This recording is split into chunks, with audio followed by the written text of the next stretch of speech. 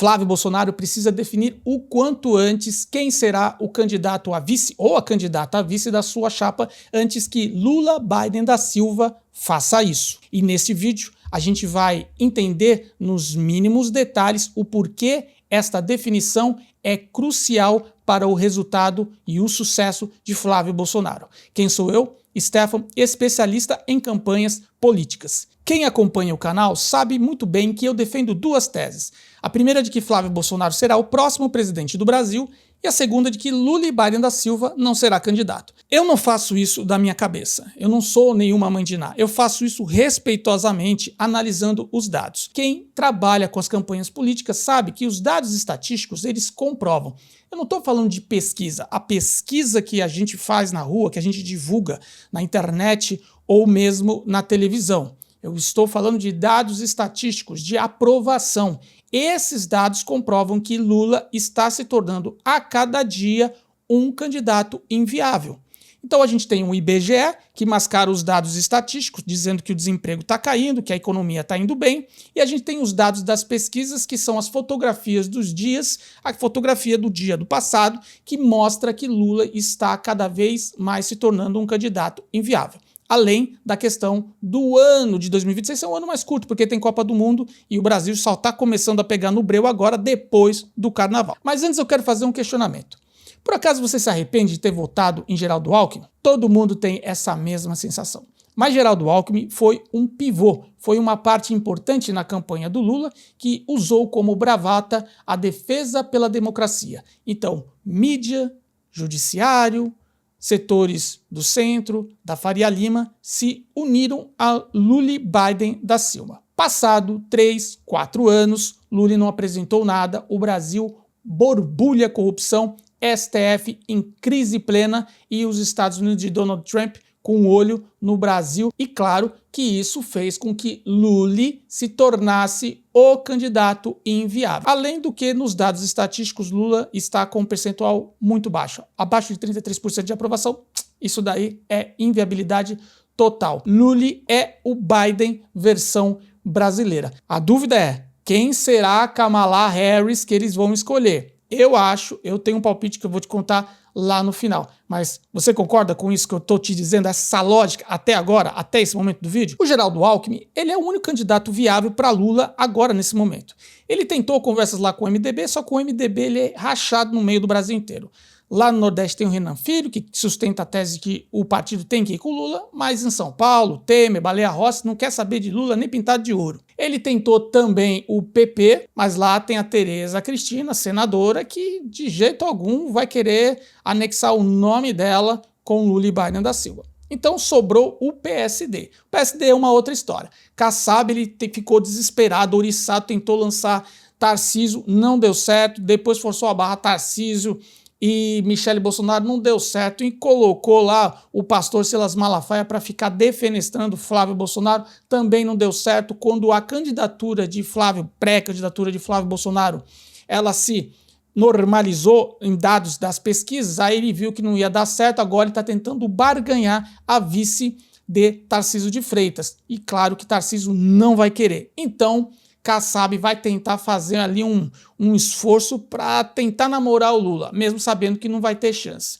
Agora, a questão de Kassab é muito mais grave, porque ele trouxe Caiado. Caiado veio para ser candidato a presidente da República. Se Caiado não for candidato e o Kassab ficar flertando lá com o Lula, o negócio, o couro vai comer, o pau vai quebrar. Então é capaz de sair Ratinho do partido e capaz de sair Caiado. Escrevam isso que eu estou dizendo. Bom, a viabilidade de Lula eu já coloquei aqui. Só que a viabilidade do candidato a vice de Lula só pode ser Geraldo Alckmin. E por quê? Se ele romper com Geraldo Alckmin e ficar com aquela ideia de que Geraldo tem que ser candidato ao governo do estado de São Paulo, vai perder. E ele também não vai ter candidato à altura, vai ter que fazer uma dobradinha que não vai ser com outro partido, vai ser com o próprio candidato do PT, que poderia ser, inclusive, Fernando Haddad. Como isso não vai acontecer, ele vai manter o Geraldo Alckmin, o Fernando Haddad vai sacrificar no estado paulista e vai sofrer uma derrota humilhante. Tarcísio vai vencer no primeiro turno e vencendo no primeiro turno ele vai ter energia, gás, prefeituras, deputados para fazer a candidatura de Flávio Bolsonaro. Ah, então você está pensando no segundo turno? Não estou pensando no segundo turno, eu acho até que vai ser no primeiro turno. O problema é que se tiver segundo turno vai ficar ainda mais fácil. Lula só pode ficar com Geraldo Alckmin, é o que sobrou, então eles que namorem aí e vai dar tudo errado lá para eles. Agora vamos para o que interessa, vamos falar de Flávio Bolsonaro. Nós temos dois candidatos, o primeiro deles, Romeu Zema. Esse eu fico defendendo sempre, porque é um possível candidato à presidência da República, já disse que quer ser candidato, não quer ser candidato a vice, mas ele faz parte de um estado muito importante, crucial, que é o estado das Minas Gerais.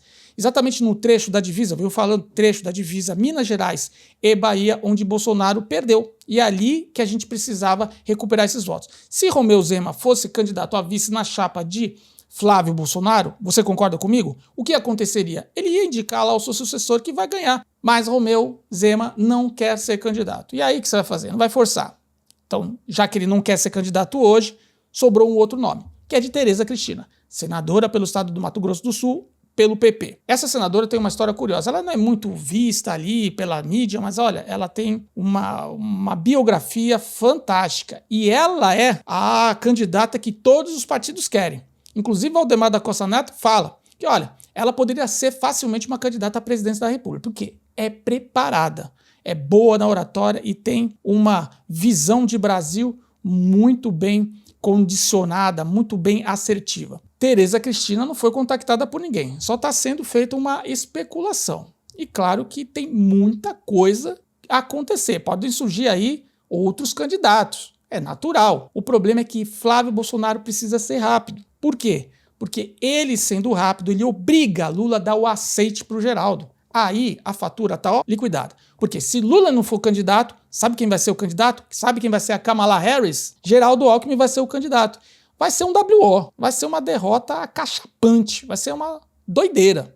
Então o Flávio precisa correr com essa definição. E você vai me perguntar, mas vice tem voto? Sim, não tem voto, mas vice pode atrapalhar. No caso de Geraldo, ele tem mais concentração de voto sim. Por quê? Porque ele foi governador do estado de São Paulo, muitas vezes tem lá contato, conhecimento com prefeituras, dá para incomodar. No caso da Tereza, ela é uma novidade, e é uma mulher, e é uma mulher conservadora. Então, tá em casa, Tereza Cristina seria um excelente nome caso Romeu Zema não seja o vice. Mas eu quero saber de vocês o que vocês acham, porque o tempo está correndo e a gente está vendo discussão sobre STF, discussão sobre Banco Master, escândalo, corrupção, governo Lula, carnaval, mas Flávio precisa se decidir o quanto antes para obrigar o Lula Ibarra da Silva a fazer caquinha, entenderam? Então eu quero ler aqui nos comentários o que vocês acham. Vocês têm aí alguma sugestão de um outro vice, alguém que realmente não está sendo